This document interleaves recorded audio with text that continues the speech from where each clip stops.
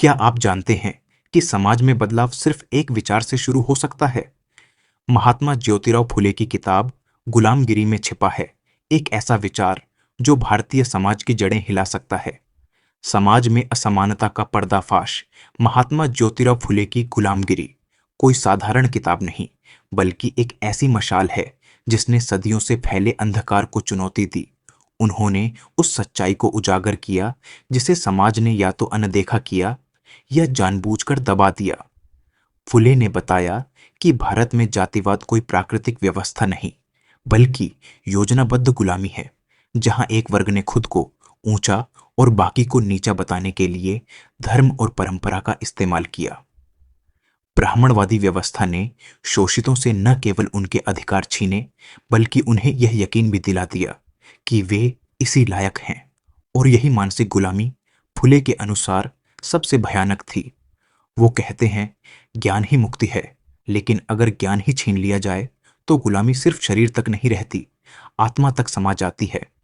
जब तक यह मानसिक जाल नहीं टूटेगा, जब तक शूद्र, अतिशूद्र और महिलाएं खुद को समान नहीं समझेंगे, तब तक कोई क्रांति पूरी नहीं होगी। समानता की आवाज, क्या इंसान की कीमत उसकी जाति से तय होगी? महात्मा फुले का जवाब था, हरगिज नहीं।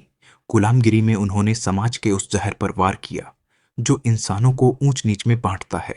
उन्होंने कहा, जो सांस लेता है, जो सोचता है, जो दुख सुख महसूस करता है, वो इंसान है।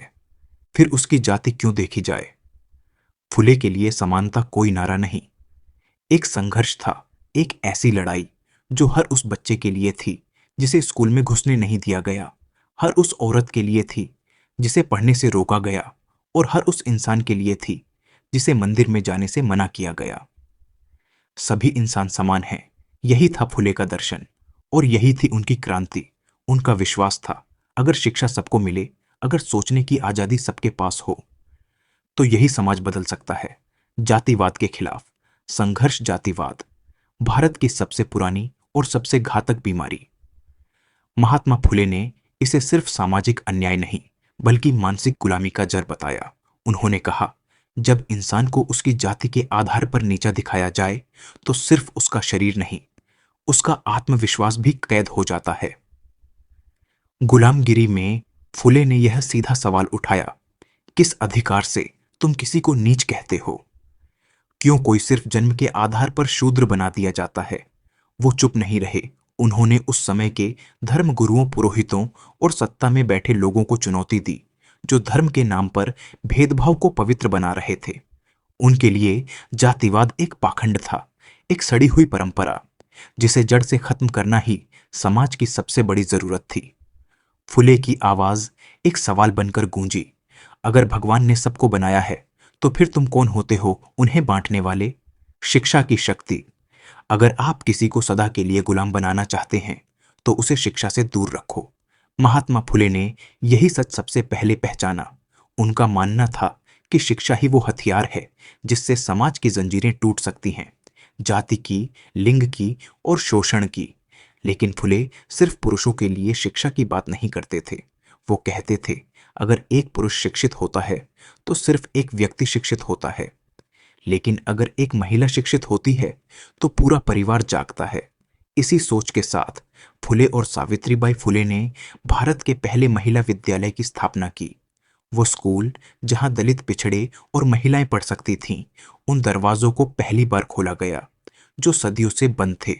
उनका उद्देश्य सिर्फ किताबें बांटना नहीं था, बल्कि एक सोच देना था, एक सवाल जगाना था, मैं कौन हूं और मुझे बराबरी क्यों नहीं? गुलामी से मुक्ति। फुले ने गुलामी को केवल एक शारीरिक बंधन नहीं, बल्कि एक मानसिक और सामाजिक जंजीर के रूप में देखा। उन्होंने गुलामगिरी में इस पर गहरा सवाल उठाया, क्या असली गुलामी वो नहीं जब इंसान को यह एहसास ही ना हो कि वह गुलाम है? उनका मानना था कि गुलामी की जड़ें सिर्फ समाज के ढांचे में नहीं, बल्कि हमारे दिलों और दिमागों में बसी हुई हैं। जब तक समाज में समानता और न्याय की स्थापना नहीं होती, तब तक यह बंधन टूटने वाला नहीं है। फुले ने साफ कहा, गुलामी सिर्फ शारीरिक बंधन नहीं, बल्कि मानसिक पराधीनता है। जब तक हम इसे समझकर बदलने का प्रयास नहीं करेंगे, तब तक हम असल में कभी मुक्त नहीं हो पाएंगे। लेकिन फुले का संदेश सिर्फ चेतावनी नहीं था, उनका आह्वान था क्रांति की ओर, एक ऐसे बदलाव की ओर जहां हर इंसान को अपने अधिकारों का एहसास हो और वह उसे हासिल करने के लिए खड़ा हो। उनके अनुसार समानता का सपना तभी पूरा होगा जब हर आदमी, हर औरत और हर बच्चा इस बदलाव के लिए तैयार हो। यह सिर्फ किताबों में नहीं, बल्कि हर रोज की जिंदगी में लड़ाई का हिस्सा बनना चाहिए। स्वतंत्रता और समानता के अधिकार। महात्मा फुले ने स्वतंत्रता और समानता को सिर्फ विचारों का नहीं, बल्कि मूलभूत अधिकार माना। उनके अनुसार किसी भी इंसान को अपनी जाति, धर्म या वर्ग के कारण अपने अधिकारों से वंचित नहीं किया जा सकता। फुले के लिए यह अधिकार सिर्फ कानूनी नहीं, बल्कि मानवीय था। यह वो अधिकार था जिसे हर व्यक्ति को जीने, सोचने और अपने सपनों को पूरा करने का मौका मिलता है। उन्होंने यह महसूस कराया कि जब तक हम इन अधिकारों का सम्मान नहीं करेंगे, तब तक समाज में सच्चे बदलाव की उम्मीद करना सिर्फ एक ख्वाब ही रहेगा। स्वतंत्रता और समानता का अधिकार हर इंसान का है, और ये अधिकार किसी जाति, धर्म या वर्ग से परे हैं। फुले ने भारतीय समाज को यह संदेश दिया कि गुलामी से मुक्ति तभी संभव है जब हर व्यक्ति को स्वतंत्रता और समानता मिले, और ये अधिकार सिर्फ राज्य या समाज से नहीं, बल्कि हमारे दिलों और दिमागों से आना चाहिए। यह विचारधारा उनके जीवन का मुख्य उद्देश्य बन गई थी।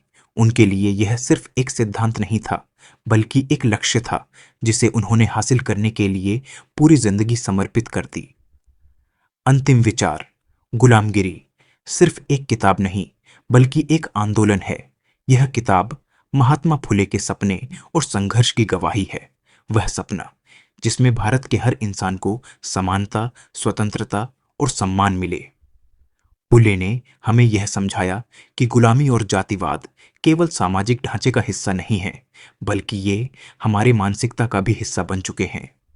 हमारी मानसिकता में बदलाव लाना भी उतना ही जरूरी है जितना समाज के ढांचे में बदलाव करना। उन्होंने यह सिखाया, सिर्फ बाहरी बदलाव से कुछ नहीं होगा, अंदर से बदलाव आना चाहिए। अगर हम सच में समानता, शिक्षा और स्वतंत्रता के सिद्धांतों पर विश्वास करें, तो हम बदलाव ला सकते हैं, चाहे वो हमारे परिवार में हो, हमारे समाज में हो या फिर हमारे देश में हो। पुल्ले का संदेश साफ था, जब तक हम सब मिलकर साथ नहीं चलेंगे, तब तक असली बदलाव नहीं आएगा। प्रेरणा देती है ताकि हम सब मिलकर एक न्यायपूर्ण और समान समाज की ओर कदम बढ़ा सकें। यह बुक समरी अगर आपको पसंद आई हो तो प्लीज वीडियो को लाइक करें। आपका एक लाइक मेरे लिए बहुत मायने रखता है।